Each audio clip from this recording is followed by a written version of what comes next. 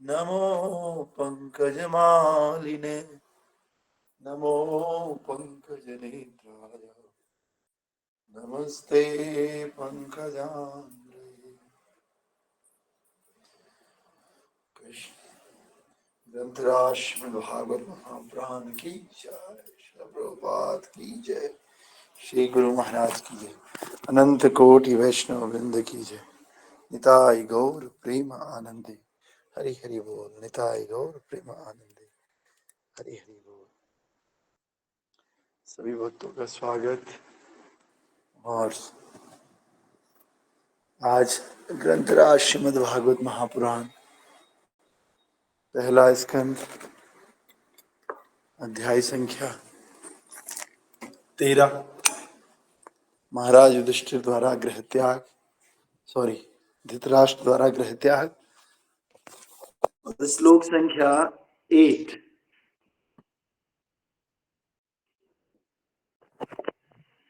युधिष्ठिरो उवाच अपि स्मरथ नो युष्मत् पक्षक्षाय समेधितान् विपद्वाणाद्विषान् योधि मोचितः यत्समात्रिकः।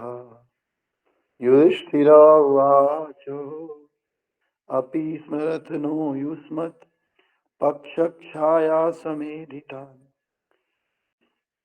विपद्गणाद् विसज्ञादरः मोचिता यत्समात्रिता। युधिष्ठिर उवाच अपि स्मरथ नो युष्मतक्ष छाया समेधितान् विपद्वाणाद्विषा ज्ञानात् मोचिता यत्समाकृता। हरे कृष्ण। आप रिपीट कीजिए। हरे कृष्ण प्रभु जय। युधिष्ठिरवाच अपि समर्थ युष्मतो पक्षाच समदेतान् विपद्गणाद्विषज्ञानादेव मोचिता यस्मात्रकाः। हरे कृष्ण। कोई और भक्त?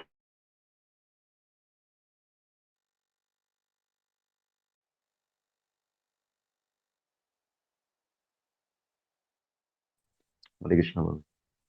युधिष्ठिरावाच अपि स्मरथा न युष्मा पक्षाया समिधीतिनां विपद्नादिष्टां देश मूर्छिता यत मातृका।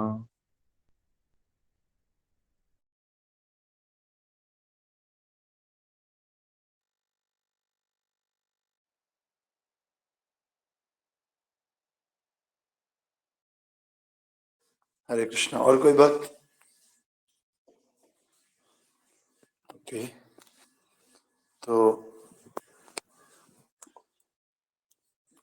कल हमने देखा था जो महाराज परीक्षित हैं, महाराज विदुर हैं, तो विदुर जी तीर्थ यात्रा करके लौट गए और अब विदुर जी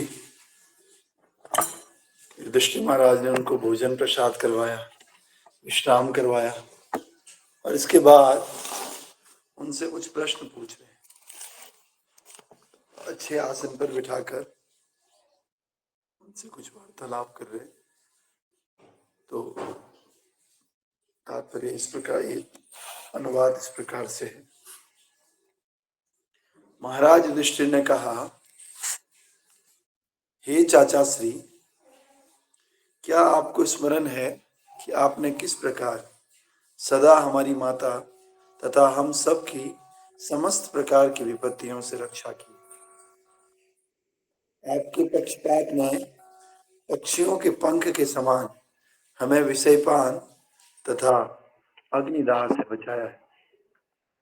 आवाज आ रही है? Sorry bro. ओके। तो युधिष्ठिर महाराज अपने चाचा जी से कह रहे हैं क्या आपको स्मरण है कि आपने हमें किस प्रकार सभी विपत्तियों से रक्षा की है। आपके और जब लाखागृह में इनको जलाया जा रहा था पांडवों को, उस समय भी विदुर ने इनकी सहायता की। और जब भीमसेन को विष दिया जा रहा था, उस समय भी इनकी सहायता विदुर महाराज ने की थी। तात्पर्य अर्चनीय वंदनीय प्रातः स्मरणीय जगत गुरु शिला प्रभुपाद जी द्वारा शिला प्रभुपाद की जय। तो प्रभुपाद कह रहे हैं, अल्पायु में ही पांडु की मृत्यु हो जाने से उनके छोटे छोटे पुत्र और उनकी विधवा स्त्री परिवार के बड़े सदस्यों द्वारा विशेष रूप से भीष्मदेव और महात्मा विदुर द्वारा संरक्षण प्राप्त करते हैं। जब भी किसी के पति की मृत्यु हो जाती है तो उस समय जो उनके परिवार के बड़े लोग हैं, ससुराल के बड़े लोग, वो उनकी टेक केयर करते हैं। तो स्त्री एक तरह से अबला नहीं मानी जाती है। वो अबला तब मानी जाती है जब उसके कहते हैं जब उसके बेटा या फिर कोई इस परिवार के सब सदस्य नहीं रहते हैं, तब अबला मानी जाती। तो विशेष रूप से भीष्मदेव और महात्मा विदुर, ये दो लोग उनका संरक्षण करते थे। तो पांडवों की राजनीतिक स्थिति के कारण महात्मा विदुर उनका थोड़ा बहुत पक्षपात भी करते थे। जैसे कि ऊपर युधिष्ठिर महाराज कह रहे हैं कि आपके पक्षपात ने हमेशा हमको बचाया। कैसे बचाया? जैसे पक्षियों के पंख पक्षियों को बचाते हैं, पंख ऊपर कर देते हैं ना वो, तो फिर बच जाते हैं बारिश से, धूप से। वो पंख में तो कोई जान होती नहीं। पंख तो जैसे हमारे नाखून है, बाल है, वैसे उनके पंख है। उसी प्रकार से विदुर जी ने भी पक्षियों के पंख की तरह हमेशा इनको बचाया। तो फिर कह रहे यद्यपि महाराज धृतराष्ट्र भी महाराज पांडु के छोटे छोटे बालकों के प्रति समान रूप से सचेत थे, लेकिन वे उन षड्यंत्री दलों में से एक थे जो पांडु के वंशजों का नाम और निशान मिटा देना चाहते थे और उनके स्थान पर अपने पुत्रों को राज्य का शासक बनाना चाहते थे। वैसे मुंह के सामने धृतराष्ट्र भी कोई खास बुरा व्यवहार नहीं करते थे, पांडवों के साथ अच्छा व्यवहार करते थे, उनके प्रति सचेत रहते थे।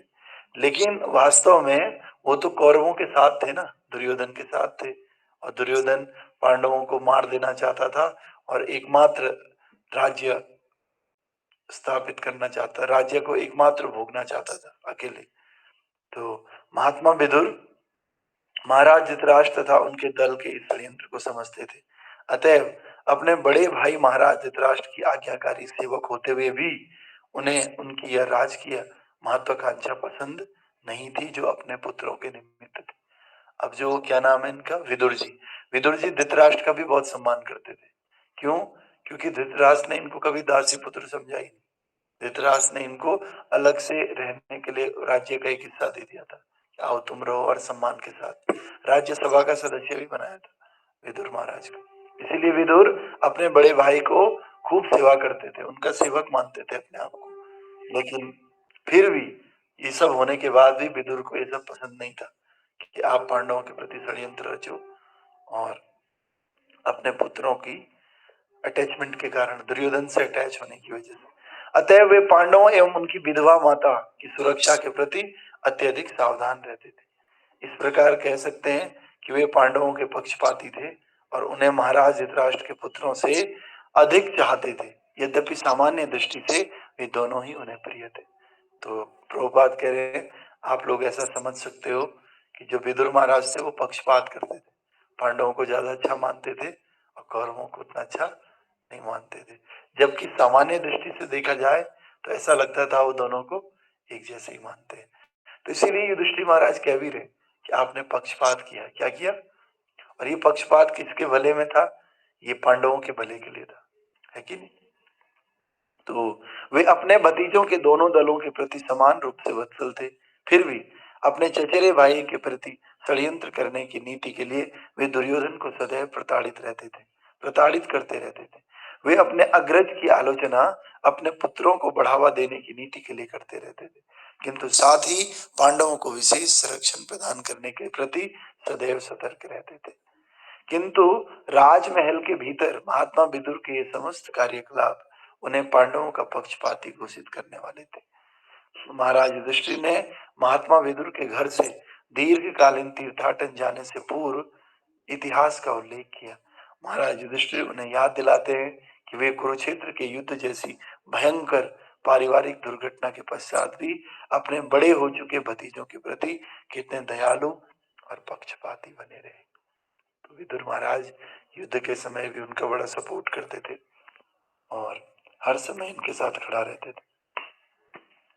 कुरुक्षेत्र युद्ध के पूर्व महाराज धृतराष्ट्र की नीति यह थी कि वो अपने भतीजों का सफाया शांतिपूर्ण ढंग से कर सके।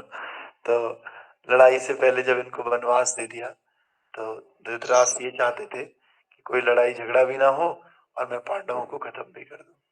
तो इसलिए कभी वो जहर दे देते भीमसेन को, कभी लाक्षागृह में उनको जलाने का प्रयत्न करते हैं। तो इस प्रकार से ये सब दुर्योधन और कौरव एंड धृतराष्ट्र कंपनी इनकी चाल थी सब। तो अतएव उन्होंने पुरोचन को आज्ञा दी कि वे वर्णावत में एक महल का निर्माण करें और जब वो महल बनकर तैयार हो गया तो महाराज युधिष्ठिर ने महाराज धृतराष्ट्र ने इच्छा व्यक्त की कि वह भाई का परिवार हो गया, भाई का परिवार वहां कुछ काल तक रहे। जब समस्त पांडव राजकुल के अन्य सदस्यों की उपस्थिति में वहां जा रहे थे तो महात्मा विदुर ने अत्यंत चालाकी से पांडवों को महाराज धृतराष्ट्र की योजना का संकेत किया। इसका विशेष वर्णन महाभारत आदि पर्व में आता है। उन्होंने अप्रत्यक्ष रूप से उन्हें संकेत दिया कि ऐसा अस्त्र जो इस्पात या किसी अन्य धातु का न बना हो वह इतना तेज हो सकता है कि शत्रु का वध कर दे, किंतु जो यह जानता है वह कभी मारा नहीं जाता। कहने का तात्पर्य ये था कि उन्होंने संकेत कर दिया कि पांडवों को वर्णावत इसलिए भेजा जा रहा है कि उनका वध किया जाए। इस प्रकार उन्होंने युधिष्ठिर को सचेत किया कि वे नए आवास में अत्यंत सतर्क रहें। उन्होंने अग्नि का भी संकेत दिया और कहा कि अग्नि आत्मा का दहन नहीं कर सकती लेकिन भौतिक शरीर को विनष्ट कर सकती है, किंतु जो आत्मा की रक्षा करता है वह जीवित रह सकता है। महाराज युधिष्ठिर तथा महात्मा विदुर के ऐसे वार्तालाप को कुंती नहीं समझ पाई। अतएव जब उन्होंने अपने पुत्र से उस वार्तालाप का भावार्थ जानना चाहा तो युधिष्ठिर ने उत्तर दिया कि महात्मा विदुर की बातें से लग रहा है कि हम लोग जहाँ जा रहे हैं उस भवन में आग लगने का संकेत है। सोचिए कितने इंटेलिजेंट थे महात्मा विदुर और युधिष्ठिर महाराज समझने वाले। अब क्योंकि सभा में सब लोग हैं तो ये बोल नहीं सकते ना कि तुम जहां जा रहे हो वहां आग लगने वाली है, तुम्हें मारा जा रहा है। तो इसीलिए उन्होंने इनडायरेक्टली बोल दिया, अपना प्रवचन दे रहे हैं कि देखो आग से आत्मा तो जलती नहीं है लेकिन आग से शरीर जरूर जल जाता है और जो आत्मा की रक्षा करता है वो जीवित रह सकता है। तो इस प्रकार से आग का वर्णन कर दिया। तो युधिष्ठिर महाराज भी समझदार है, युधिष्ठिर महाराज भी समझ गए कि हाँ भाई वहां आग लगने वाली है भवन में। दूसरा इन्होंने कहा कि शत्रु से सावधान रहना चाहिए, कभी कभी जरूरी नहीं है केवल अस्त्रों से ही मारो, बिना अस्त्रों के भी मारा जा सकता है। तो इस प्रकार से इन दोनों बातों से कुंती महारानी तो इसको समझ नहीं पाई, इसलिए कुंती महारानी युधिष्ठिर से पूछती हैं कि बेटे विदुर जी जो कह रहे हैं इसका क्या मतलब है। तो फिर महाराज समझाते हैं युधिष्ठिर महाराज कि भाई हम जहाँ जा रहे हैं हो सकता है वहां आग लग जाए उस भवन में। तो इस प्रकार आगे चलकर विदुर अपना वेश बदल के भी पांडवों के पास पहुंचे और उन्हें सूचित किया कि चतुर्दशी को द्वारपाल महल में आग लगाएगा। यो महाराज युधिष्ठिर धृतराष्ट्र का षड्यंत्र था कि पांडव अपनी माता सहित एक साथ परलोक को सिधार जाए। उनके सचेत करने से पांडव पृथ्वी के नीचे बनी सुरंग द्वारा बच निकले, किंतु उनके बचने का समाचार धृतराष्ट्र को ज्ञात न हो सका। यहाँ तक कि आग लगने के बाद समस्त कौरव पांडवों की मृत्यु के प्रति इतने आश्वस्त थे कि महाराज धृतराष्ट्र ने अत्यंत प्रसन्नता पूर्वक उनके अंतिम संस्कार भी संपन्न कर डाले और शोक की अवधि में महल के सारे सदस्य शोकमग्न थे। किंतु महात्मा विदुर ने शोक नहीं मनाया क्योंकि उन्हें पता था कि समस्त पांडव कहीं पर जीवित हैं। विपत्तियों के ऐसे अनेक उदाहरण दिए जा सकते हैं और इन सब में महात्मा विदुर ने एक ओर जहां पांडवों को संरक्षण प्रदान किया तो दूसरी ओर वे अपने भाई महाराज धृतराष्ट्र को ऐसी षड्यंत्रकारी नीतियों से भी रोकते रहते थे। इसीलिए वे पांडवों के प्रति उसी प्रकार पक्षपात करते थे जिस प्रकार पक्षी अपने पंखों से अंडों की रक्षा करता है। तो आप सबने देखा कितना सुंदर है।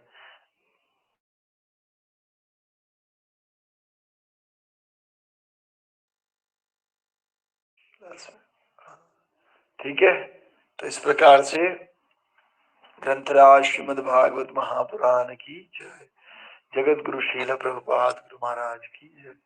अनंत कोटि वैष्णव वृंद की जनिताई गौर प्रेमानंद। संसार दावान